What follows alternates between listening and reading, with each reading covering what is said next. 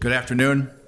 We'll call the special meeting of the FM Diversion Authority Board to order here. And first we'll have is a roll call.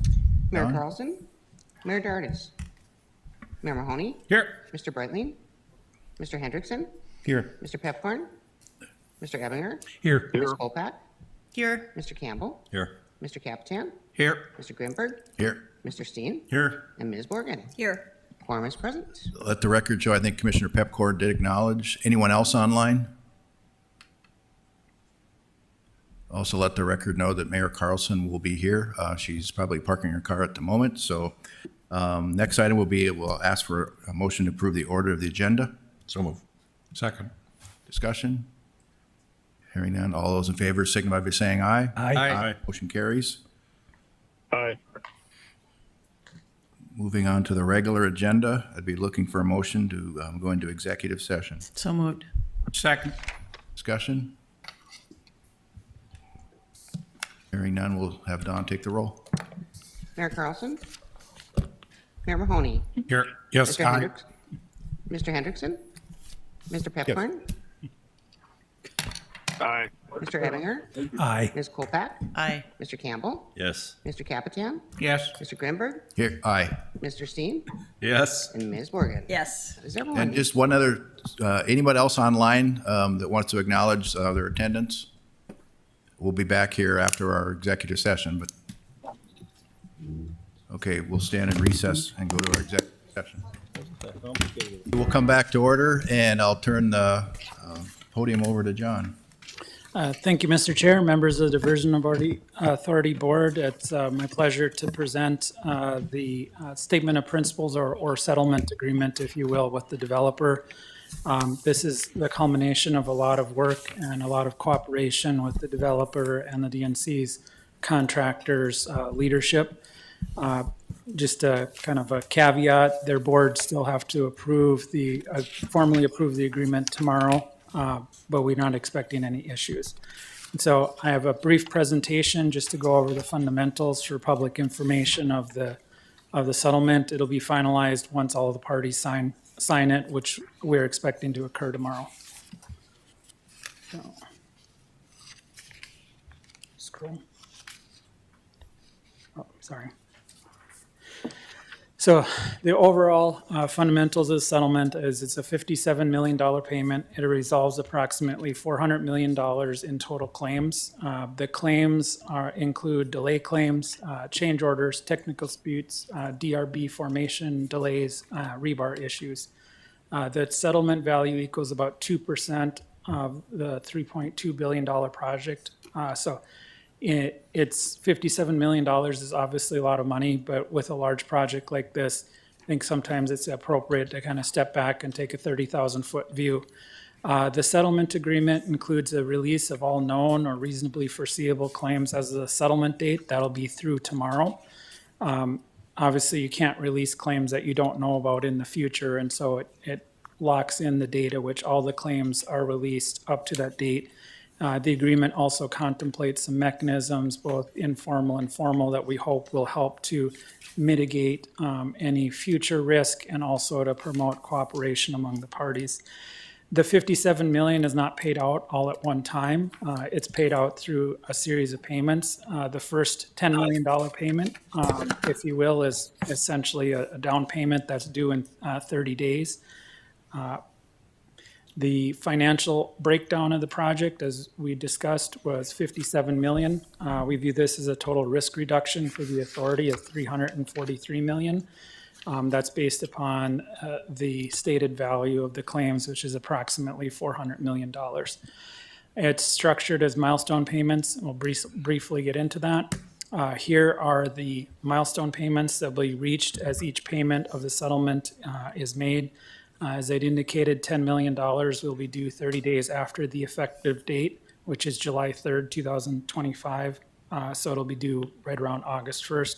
$10 million within 30 days of all corrective action agreed upon for non-compliance points. The parties' teams worked very hard to go through the process of rectifying the non-compliance points, what would be required.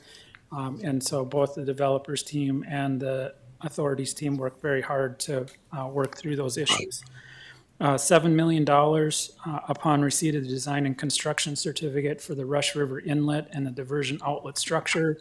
The construction certificates and the design certificates are certificates that are contemplated under the project agreement. $5 million for the local drainage, $5 million for the Maple River Aqueduct being completed, $5 million for Cheyenne River Aqueduct, $5 million for all of the buildable units once we receive design and construction certificates for the North Dakota DOT bridges, $5 million for all completion of all BNSF bridges, and then finally $5 million for the completion of all the design and building or construction certificates for the buildable units for the Cass County bridges. And so these payments essentially will be structured over the period of 1 year. I know epoxy coated rebar has been a matter of interest to the public. This settlement does resolve the epoxy coated rebar matter. It includes resolution of all past, present, and future claims, compensation events, and disputes regarding the epoxy coated rebar matter.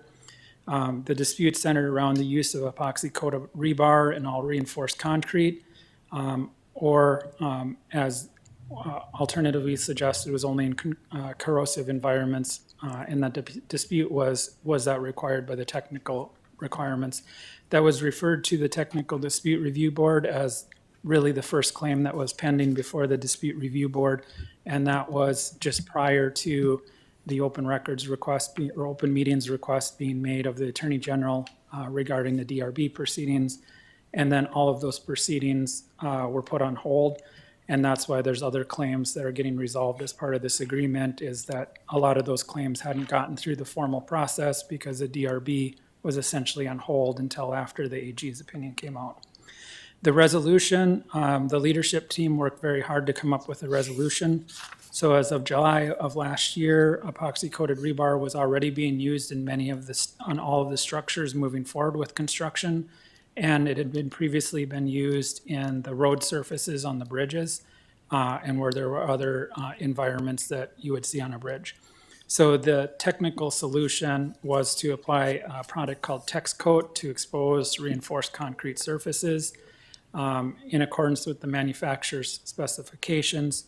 Generally, the treatment schedule is going to be as follows: once before substantial completion, which is anticipated to be October 1st of 2026, multiple treatments during the 30-year operation period as required by the manufacturer's specifications, and including one before handback, which would occur in approximately 32 to 33 years.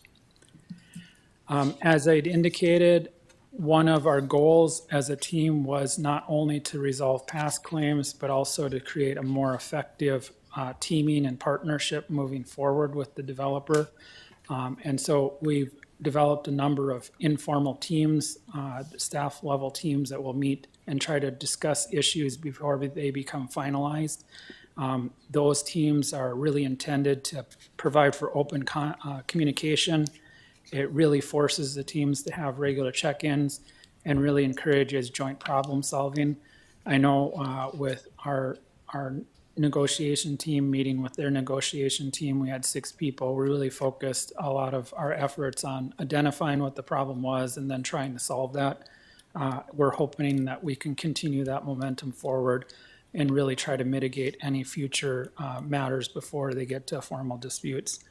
The parties have really firmed their commitment to working together. They're going to try to identify a facilitator to discuss partnering issues. Our goal and objective with this agreement is to build a better culture of partnership and accountability. So not only does it have partnership between the parties, but also accountability so that we don't end up exchanging memos and letters and not getting the project completed. Schedule changes were a big deal. I know it's something that's important to everybody to know when will the project be done. As part of this agreement, a new schedule referred to as PBS 3R2 will be provided to the authority, and that maintains the substantial completion date of October 1st of 2026. This last spring, it was reported to the legislature. I believe that was also a report in the lender's technical advisor report that there was approximately 161 days of delay through this agreement. The schedule is back on track. The parties agree that it's on track, and October 1st of 2026 is a substantial completion date with a 2027 flood year protection date. The new schedule, it establishes clear benchmarks, expectations the developer must meet. The headline news is it's a new schedule, same completion date. However, there's changes to the timelines or durations for different project components. During our discussions with leadership, they're trying to bring on additional teams from subcontractors to help complete the work on time. Path forward, and this is a very complex settlement. It's not your typical settlement or project agreement whereby everybody can agree on one day and have it all done. There are some additional do-outs on the lender's side. So I've tried to reproduce a timeline of the estimated date of the settlement. So today, we're asking for the board to approve the settlement. Tomorrow it will be approved by the developer and the DNC contractors board of directors.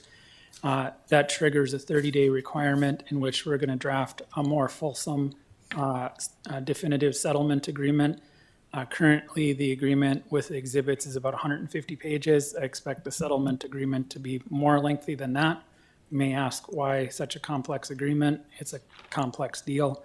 Also, we need to finalize some changes to the project agreement, some amendments to reflect the agreements of the parties in this statement of principles, and then also to change the DNC contract and also to make amendments to the technical requirements. Those items need lender's approval, so we'll be back to the board with those near final documents, ask you to give your blessing, then it'll go off to the lenders. The lenders have 75 days to review and comment on them. It's our understanding that the developer has been engaging in discussions with the lenders, so we don't think it'll take that long, but we want to be on the conservative side and give ourselves 75 days to do that. We also, under the agreement with the state engineer, technical requirements that change physical features of the project would need to be reviewed by the DWR, Office of Engineer. However, these aren't technical changes we're talking about, so we just probably need to verify with them that they don't have any comment. When I spoke with them a couple weeks ago, it didn't seem like there was any issue with reviewing these sorts of changes because they're largely administrative. Once again, it's other than those items, the releases that you're securing today are effective tomorrow. The payments are effective, so it's only those technical changes, the project agreement and technical requirements that we have to wait for lender's agreement. So even if that falls apart, we still have this agreement. Regarding schedule, that's something that has to be changed in the project agreement. In the event the lenders did not approve the new schedule, it would fall back to the old schedule for calculating time impact delays, and therefore we feel like we have sufficient protection in the unlikely event that there would be a lender's failure to approve. Once again, this is a very complex transaction, and so there's a lot of layers that we had to work through, and there'll be a lot of work ahead of us to kind of finish papering off the transaction. But your action today would be to approve this agreement, and then we'll finalize all the other documents, and you'll secure the releases as of tomorrow. As such, we're requesting a motion by the board to approve the statement of principles to be executed by the executive director in substantially the same form presented to the board today, with any material changes to the agreement subject to approval by the executive director or general counsel and board chair. Let the record show that Mayor Dardis and Commissioner Breitling are online. And Move to John approve. is- slow down, please, Mr. Mayor. Questions or comments from John? I just have one comment, Chair Grunberg, if I may. Yeah, please. I just want to extend my deep gratitude and appreciation for all the work that went into resolving this. It was extremely complex, and where we were a year ago to where we are now, we have made progress by leaps and bounds. And I cannot express my joy, I guess, at the fact that we came together with our RVA and also ASN to resolve this. And hopefully it just helps smooth the path going forward.